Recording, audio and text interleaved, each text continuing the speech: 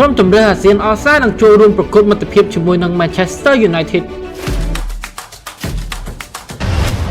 ឧបត្ថម្ភដោយ Michael 7 យ៉ាងកូរ៉េណូរសជាតិដើមពីប្រទេសកូរ៉េឆ្ងាញ់ជាប់ចិត្តសហព័ន្ធបាល់ទាត់អាស៊ានដែលគេហៅកាត់ថា AAN នឹងរៀបចំការប្រកួតមិត្តភាពរវាងក្រុមជម្រើសអាស៊ាន All Star ទៅនឹងក្រុមជ័រអង់គ្លេស Manchester United នៅថ្ងៃទី8 ខែឧសភានៅពហុដ្ឋានប្រទេសម៉ាឡេស៊ី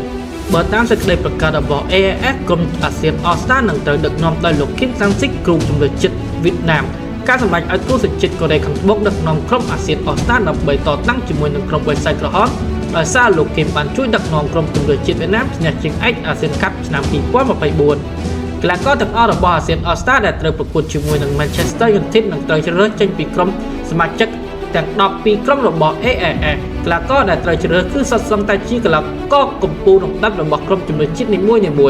តើកីឡាករកម្ពុជារូបណាដែលត្រូវជ្រើសរើសចូលរួមជាមួយនឹងអាស៊ាន All Star នឹងមានសំណាងទល់ជាមួយនឹងក្រុមដ៏មានវិជ្ជាភាពលំដាប់ពិភពលោក Manchester United សូមខមមិននៅខាងក្រោម